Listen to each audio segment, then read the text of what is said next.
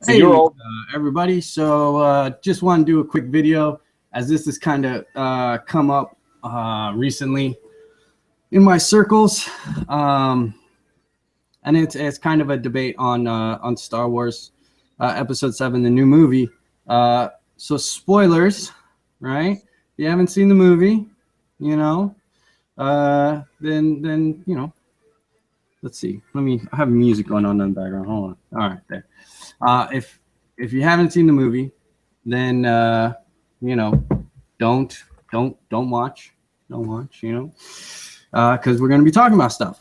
The main thing that we're going to talk about is the issue people had with Rey and her use of the Force and how that played out in the movie.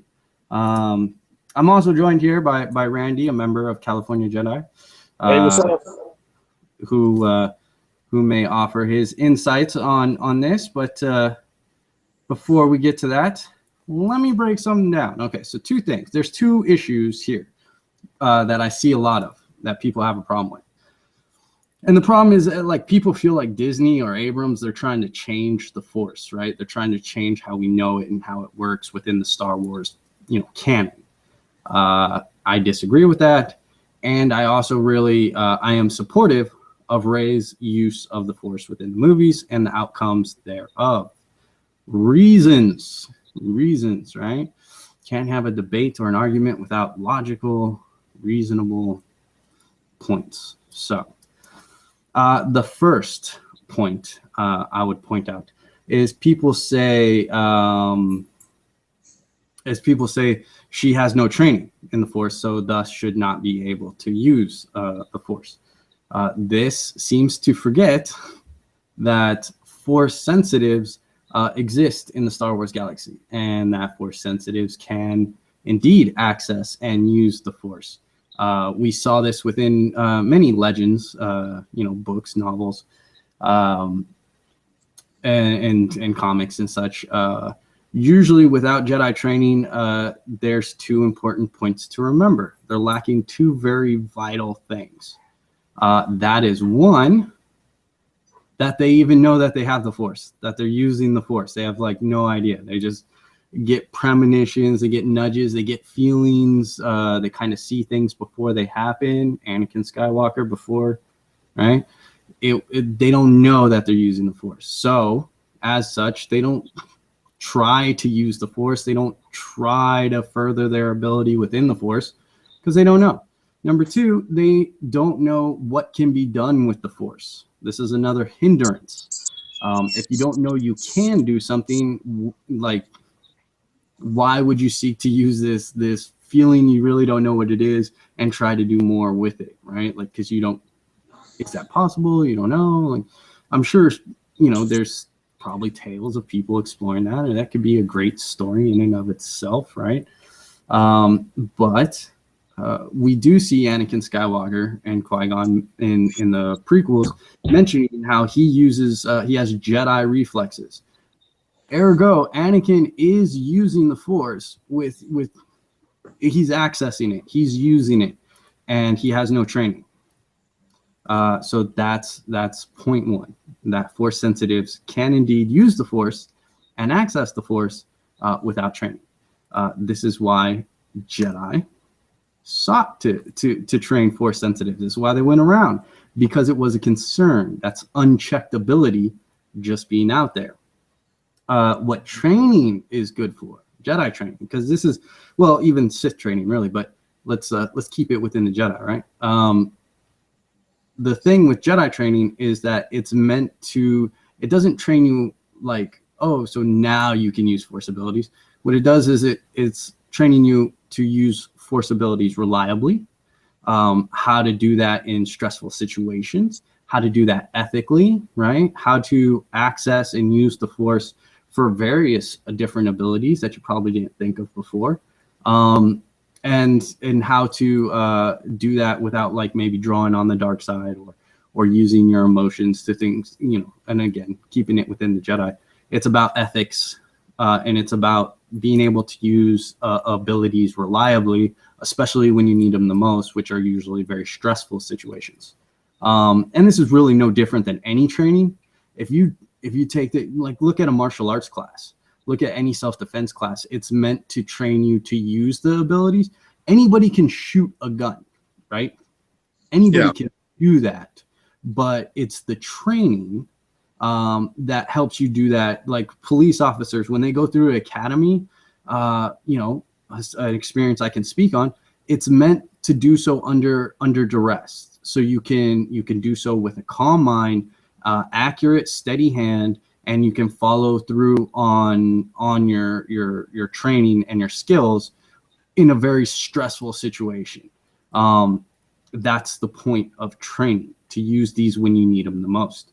Obi-Wan Kenobi can use the Jedi mind trick offhand, doesn't even need to try. Like Attack of the Clones, if you want to go there, where he's just chilling at a bar, he's not even paying attention, man. Like there's just this dude bugging him, and he doesn't even like have to look at him. He's just like, no, get out of here, go about your business, rethink your life, get out of here, right? Stormtrooper, he's just chilling, like whatever, dude. He's not even trying, and he can do it. That's what Jedi training is for. That's the reason. But you don't need Jedi training in order to do that. Well, I'm sorry. Go ahead, Randy. Well, the thing is, before we go into the next point, we don't know her backstory before she was left on Jakku. She could have had training, and some people are theorizing, and again, spoilers, that it's possibly Luke's daughter, right. So if she was trained, and then it became latent, and then all of a sudden, by connecting to an object, by psychometry, all of a sudden she started to remember all of her latent abilities.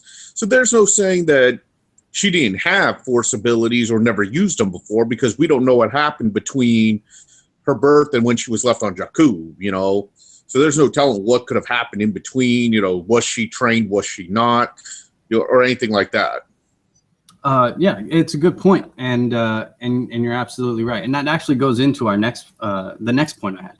But getting back onto the same point is, I've seen a lot of people like in the and we've talked about it many nights about in the ninjutsu school that I train in, are people who are just training. It's not about getting away from the strike. It's about feeling the intent of your opponent. So even force, non-force sensitive people have been changed by that. Also you have to keep a certain mindset when you're shooting in a police shootout. Now, you would know better than me, but according to what I was told is guys who are 90% accurate on the range go to, drop about 70% accuracy in a real gunfight, because there's so much going on, and a lot of them can't maintain that detachment, if you will, which is what is necessary. So, there's people who have these abilities in our world, but a lot of them can be trained into you. But the thing is how far you're willing to go with that. Because if you just go with a martial arts class, you can always tell who's taking the training seriously, who's a threat, and who's just going through the motions based on their intention when they train and why they're training. Now, when you go into the other aspects of it, the spiritual points, it's the same thing. If your intention is to really go above and beyond, it becomes a better thing. You could do far more than you thought you could ever do, as just, a regular person. Right. Yeah, and that and certainly speaks to the previous point. So, yeah, and like you said,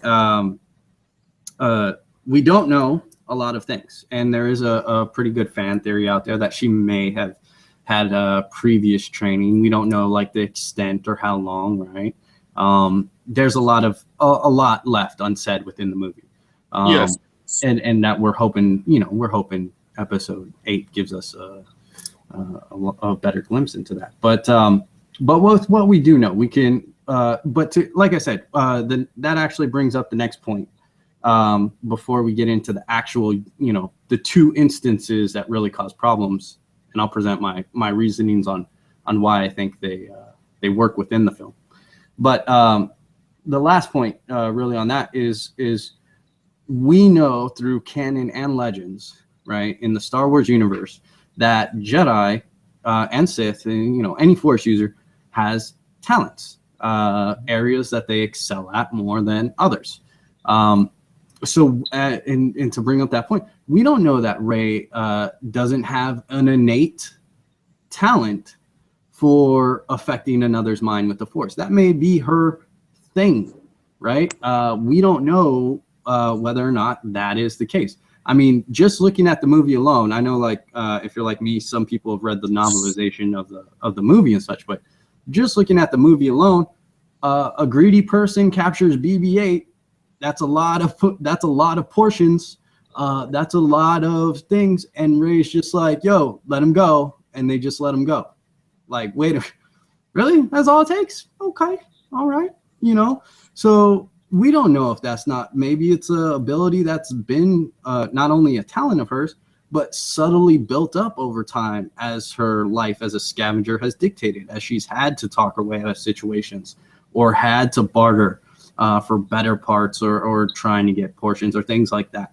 Like, we don't know, but it's certainly within the realm of possibility.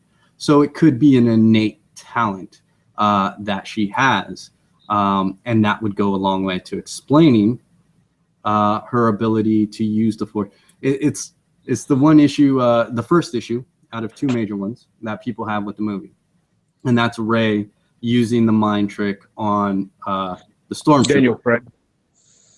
Daniel Craig, correct. Which I thought was brilliant. One, she fails, and again, and then she has a moment that I think people are forgetting.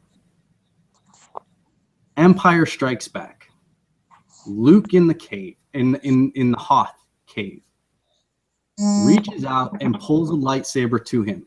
Previously, in the movie, again, we're sticking with movies, we're sticking with canon, right? So previously, Lucas had no training of telekinesis that we know of, that we've seen. He has no training. All he has is what Obi-Wan told him in the Millennium Falcon, which was very little, that it partially guides your actions, right? Which will come into play later. But that, so we don't see that. But what does he do? He tries, he fails, he tries, and then he's hanging upside down. You see him breathe. He stops, breathes, lets go, calms the mind, and boom. He does a Force ability that we did not know was possible. He performs a Force ability that seems like outside of his repertoire that we know of. And again, from our perspective, there's no training there outside the little he got within. From his reaction to Ben on Hoth, that's obviously the first time it seems very clear that's the first time he's seen blue Force ghosty Ben Kenobi, So it's the exact same thing. It's a moment where a person who knows they have the Force and knows that there's abilities within the Force stops and basically asks the Force to give him a helping hand here. Again, is it reliable? No, because the training's not there, but that doesn't mean the ability's not there. So I felt it mirrored that very well. And as such, and with the previous points given, right, I feel that it's certainly within the realm of pure possibility and is not an overpowered thing. And it doesn't make Rey seem like, the chosen one or anything, right? Like it just seems very much like a very newbie young Jedi thing to do. Remember, she has heard stories of Luke and Jedi and the Force all her life. So there are those elements. So it's very much in the realm of possibility that's done. I don't see that as changing how the Force works. I don't see that as a writers using a ex machina to kind of like get out of things. I mean, that's what the Force is. I mean, anyways. But I'll say this is, even in our real lives, we all have different, abilities. Some have foresight, some are a little bit better with, telekinesis or telepathy telekinesis. The whole thing is, you have to experiment. And what she did was, okay, she's starting to feel the force. And she had no time but to experiment. She had no choice but to experiment. So therefore, I don't see it as a bad thing. I see it as that's what everybody would be doing at that point, is because I know, for instance, Luke said in the book, in the Legend of I, Jedi, since that book's now considered legends and not canon anymore, he explained that his father had the ability to dissolve, laser bolts in midair, So that was an ability that not many Jedi had. The same thing with Corran, where his ability was telepathy and making people see what he wanted them to see, not what was really there. So for me, I think I would have done the same thing in her position. I knew I was if I knew I was in trouble and my only hope was to attempt something, that's what I would have done. I would have attempted it. Yeah, exactly. And she is shown that she gets it, like that she understands that it's not when you understand something's not outside the realm of possibility, that opens up what you can do, right? As soon as there's a great thing that I think it's Les Brown likes to bring up, where he's like, before, what is it, 1950 or 49? I forget what it is. Before the record was broken for the mile under, what was it, 4 minutes, or is it 5? Was it 4? I think it was. It was 4 minutes. The mile was done in less than 5 minutes. Right. Might have been 4. 4 minute mile. Before it was done, I should have looked it up. Basically, no one had done it. People tried, but no one did. And then the guy, I forget his name. This is really horrible. I should have looked this up. I can't do this off the top of my head. He broke the record, and since that time, thousands of people have broken that barrier. Thousands of people, and he says, what changed? Right? No one could do it beforehand, and then this one guy does it, and now and since that time, thousands of people have done it. And what changed? Belief. Knowing when you got on the track that it was possible, that it had been done. And you see that in the exchange between Rey and Kylo Ren. You see her understanding that what he's doing, and it's an ignorant understanding, right? Because again, we talked about talents and training in the Force, but she sees, hey, he did this, so I can do that. He has access to the Force, I have access to the Force, ergo I should be able to do the same things.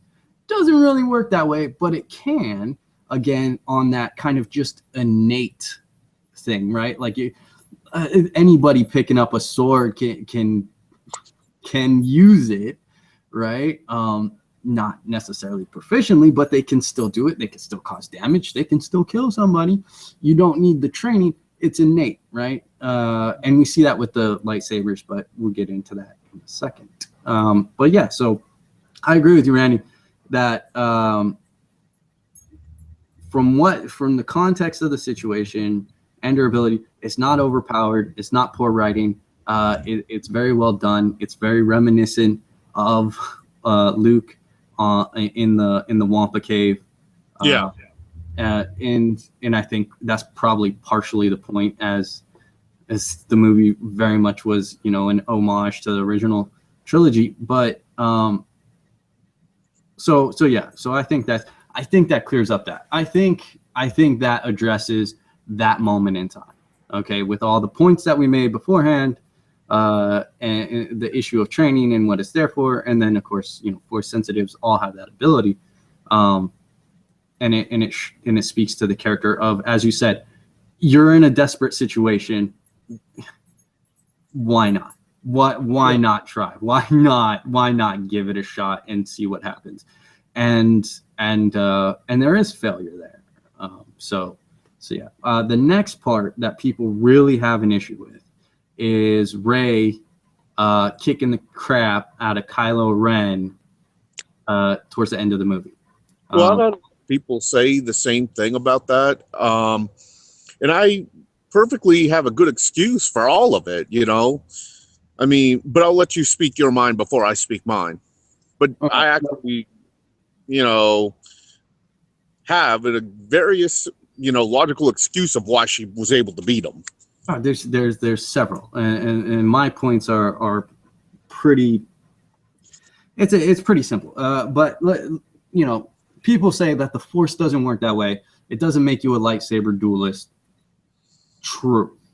But what we do know about the Force, and whether you want to look at A New Hope and Kenobi's advice to Skywalker when he asks about does it dictate your actions or do you control the Force, and you know, it's a little of both, right? It can guide you.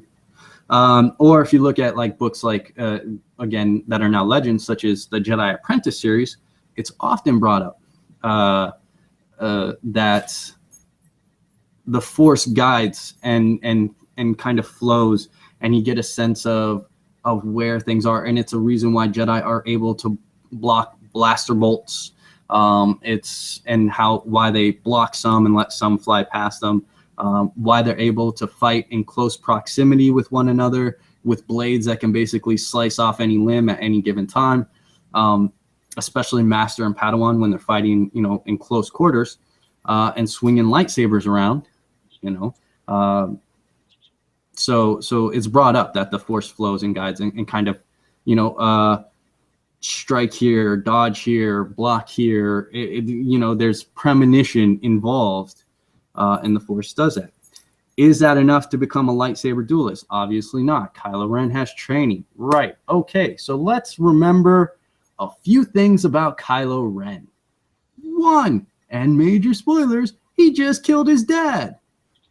He is emotionally he just did that. He's not just okay with it, okay?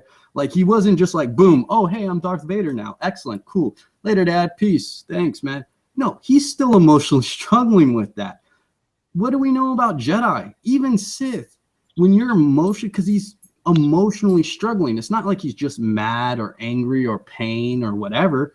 He is emotionally struggling still with that pull of the light and dark. He still has that. He still has mixed feelings. So his connection to the Force is not on point. It's not. So let's keep that in mind. Psychological damage, point number one. Point number two, he just got shot with a bowcaster that had been blowing stormtroopers out of their boots the entire movie. Okay? I don't care if your dark side logic is pain makes me stronger. The mind and body can only take so much. So connection to the Force damaged again. All right? That's fine though. He's still able to move. He's still like, brr, brr, brr, I'm gonna get you. Okay. But then he has a fight with Finn. Now no one seems to be being like, Finn with a lightsaber? What the? I mean, I'm sure there's people out there who've been saying it. I haven't been getting that, especially in reference to Rey's duel with Kylo Ren. Like, people haven't brought up that Finn, like, for the better half of the movie was wielding a lightsaber kind of just fine. Right? But let's ignore all that, right? Let's ignore all that, because it doesn't matter what side of the fence you're on. What matters is that Kylo fought him, and Kylo got hurt in that fight. Finn did get a knock on him. There is lightsaber damage to Kylo Ren from that duel. Okay, so that's another point. He is definitely not 100% at this time. The last and most important point of all of that, he's not trying to kill Rey. He is not fighting to win. He's not trying to kill her. He's very much just trying to diffuse and to defend. He wants her. He wants to train her He wants her to do it willingly. He's trying to have a conversation. Any fighter will tell you there's a difference between fighting to win, fighting for your life, right? Fighting with no regard what happens to that other person versus fighting to defend and not to injure someone. When you're fighting not to injure someone, it's a different style. It's a different technique. And I'm sure Kylo Ren got some of that from Luke Skywalker when he was training, because Jedi and all. But his Sith training is not going to be like, oh, hey, don't worry about that. You know, it's very much about unleashing upon your opponent. So in the Star Wars universe, to clarify. He doesn't have that. He's not fighting 100. He's not fighting 100%. He's not fighting to win. He's fighting to defend, to kind of just diffuse the situation so he can convince Rey to do that. Then you have Rey, we already know she's an established fighter. We already know she can handle herself.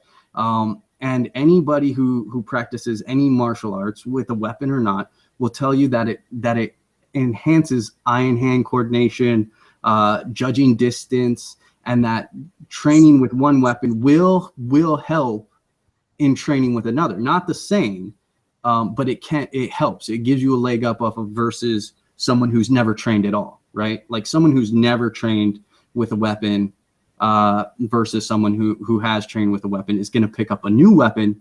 You know, there's going to be a different speed of learning and how to use it. So we know she can fight. We know she's very well capable of handling herself. She's fighting 100%. And then when she does stop, let go, calm the mind, focus, tap into the Force, now she's getting that flow of battle. Block here, defend there, strike here. And having the skills to do that and the reaction time to do that, and is fighting for her life. She's fighting to win. She's fighting for her life. She's fighting. If she kills him, she'd probably be broken up, but she's definitely fighting with that mentality to be the one walking out of there alive. Makes a difference. Well, I was going to say, again, it goes back to the point of, we don't know what kind of training she's had previously. She might have had lightsaber training and then started using that staff thing, just to defend herself, So for all we know, she could have had all the proper training at a young age, and then, like I said, latent abilities returning, Sure, but I don't want to go in that direction just because it's a lot of speculation. Yeah, it's a lot of speculation. I mean, you have to rely on that. I think with the points presented, you don't need to. There's no need to even to go in that direction. The fact is, we know she can fight. We know she's capable of handling herself. We know she can use a weapon, and again, she uses the Force, which we know doesn't matter what type of Star Wars fan you are, whether you read the books or not. We know from A New Hope that the Force does help guide your action. We know that from Phantom Menace, right? Duel of Fates, the guiding and the flipping and the close quarters fighting with Master and Padawan. Again, novelization though. And the other thing is, you said, is the factor of he wasn't, Kylo Ren wasn't fighting 100%. Even if he was trying to fight at 100%, he was really messed up. Yeah. He was messed up badly. He just killed his dad. He just got blasted, with a bowcaster, which, like you said, was blowing up everybody. And then, he fights Finn, who has no lightsaber training at all, and is holding his own, which is, messing him up a little bit about how is this guy who's not Force sensitive, or let me rephrase that, may not be Force sensitive, able to wield the lightsaber the way he is, and repeatedly injuring him, so that when Rey came up, like I said, he's way, way, way messed up by that point.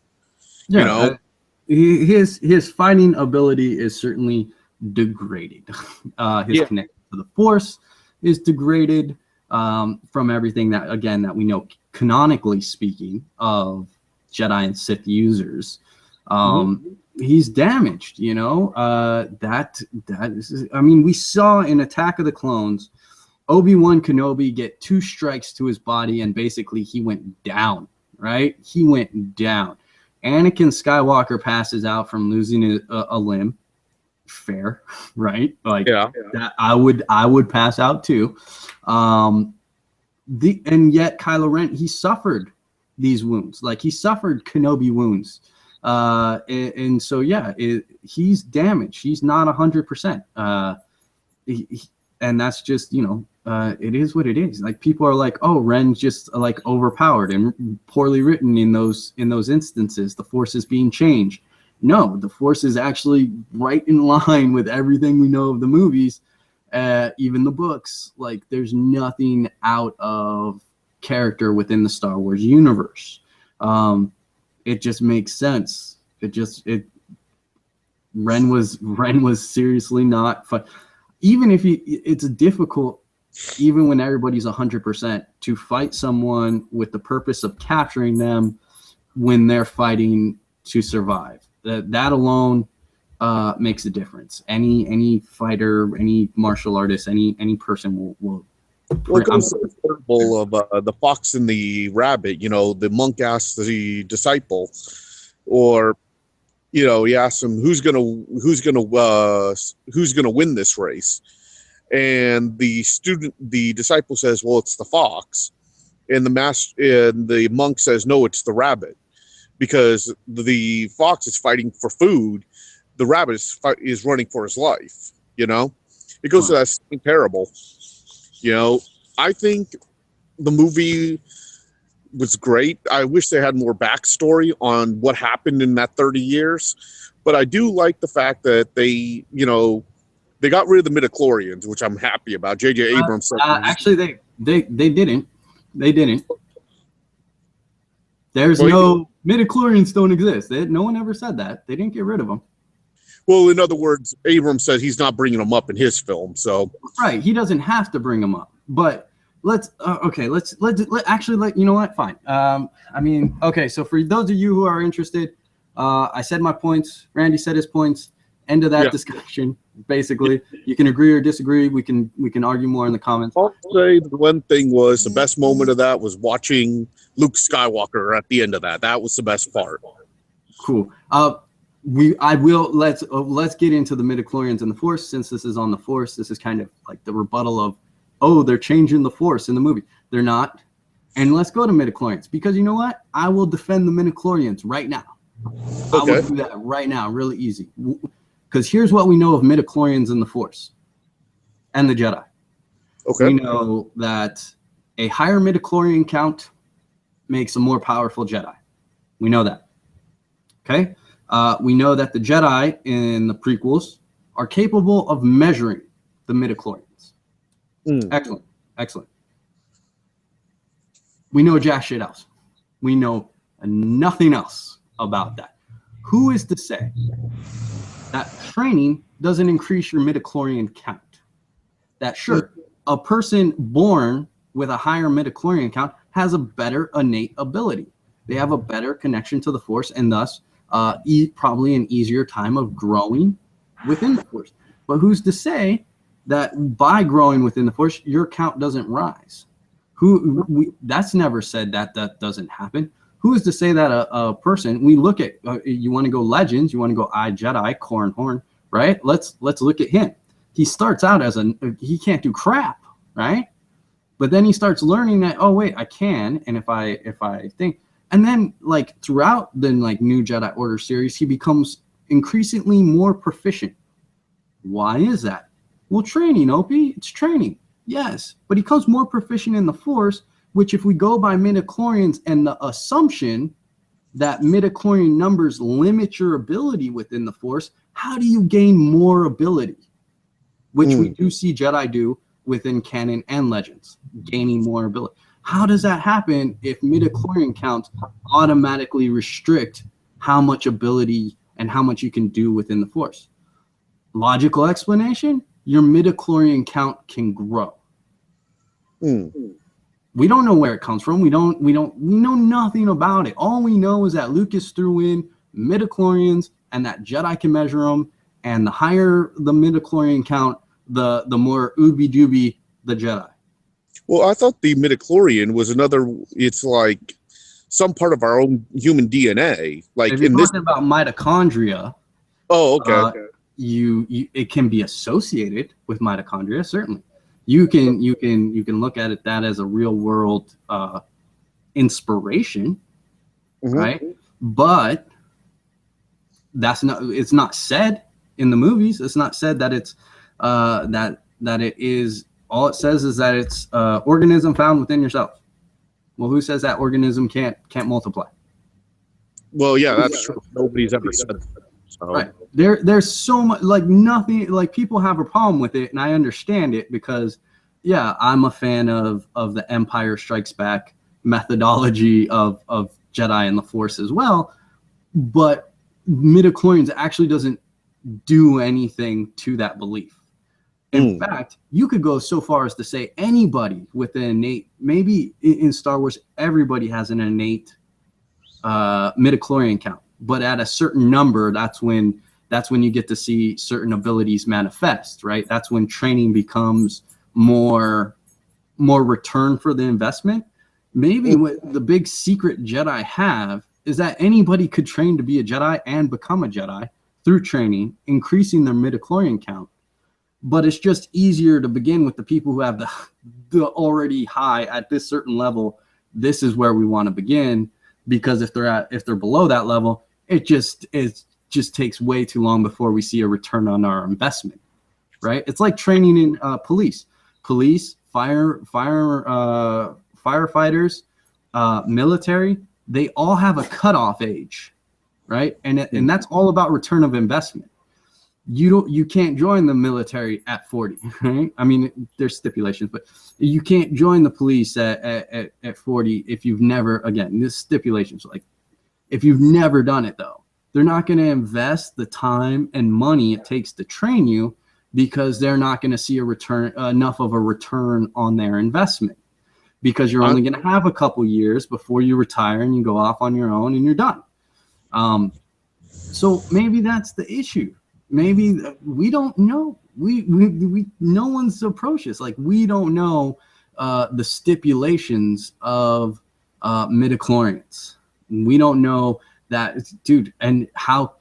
I mean, it might destroy it for some, but it'd be really cool for people like me who think, oh man, if I had a character in the Star Wars universe, they could become a Jedi, right? Like that's a really cool idea. If we're saying with training, your midichlorian count can rise, and you can basically become a Jedi no matter what. So I will defend midichlorians, man. I will defend them because we don't know enough about them to say they destroy it. And yeah, Abrams is not going to bring them up. He already addressed it. There's a really good interview that he did on specifically on that topic, and he's very much hands off. So hey, Opie, I've got a bit, so I'll talk to you in a bit. Okay, man. Got to help out somebody. All right, thanks. Take care. Yep. Bye-bye. So yeah, if anybody's still watching this, right? Yeah, midichlorians I'll defend today because of that. I mean, I'll only defend them up to that point. If they start coming in with start like structuring it, like how that works. But I like it. Abrams said he's not going to use it, and that's fine. You don't have to. I very much felt that was more of a sciencey, like a way of the prequels that that order had existed for 1,000 years, right? That era, if you go into Legends, the prequel Jedi order had existed for 1,000 years, often called the Golden Era of the Jedi, and we do know that their science and understanding of the Force was higher at that point. So yeah, they had a means of measuring that they found a connection between midichlorian counts and Force usage, and we can measure that. And yay! But that's it. That's it. So midichlorians don't destroy anything. They don't do anything to the saga. They mean very little in my view. That is my stance. You can like it or not, whatever. But all right, we're done here. So yeah, you can continue the debate below. You can address the points that we brought up. You know, innate ability. Non-trained force sensitives can use the force. They do. We know that Kylo Ren was jacked up for more than one reason, for a lot of reasons, psychologically, physically. Yeah. Rey was on the other side of that, you know, fighting for and fighting against, two different things. Right? You know, and that you know, we've already seen like moments from the beloved original trilogy, and especially for me, I love Empire Strikes Back, so it's still a top favorite. So you know, to see a scene that mirrored a scene that was in that movie, yeah, I have no problems with Rey using Jedi mind trick. Felt it was within the realm of everything we know, and her beating Kylo Ren was also within the realm of everything we know, and yeah, it made sense. Like within the context of the movie, makes a great deal of sense. I guess you would have to have knowledge of the original trilogy, though. But I don't like. I can't. Maybe it doesn't make sense if you don't have knowledge of the original trilogy. Yeah, I think that then it might be a little bit more fuzzy because you wouldn't have like a lot of information on how the Force works and guides and all that stuff. But so it would seem more iffy, I think. But if you've seen all the movies and you saw this one, then those two scenes should make sense. You can have problems with the movie, that's fine. The biggest one I heard is that it's not original and it's very much like the original trilogy. Oh no, it's a horrible reason, dude. If a movie is fun and it reminds me of another movie that I really enjoyed, I don't take that as a bad thing. I enjoyed it. I love the new characters. Overall, I give episode 7 a thumbs up. I really enjoyed it. Really loved the movie. So yeah, I love the new characters. Thought they were really fun. Loved how they were introduced. But yeah, I don't have any issues on those two parts, which some people seem to have like real issues with. But we talked about it, debate it. I don't care. Midichlorians, bring it on. I'll defend. All right. Later, guys. Sorry for taking so long and rambling and all that. Join me next time. We'll get a roundtable discussion going on.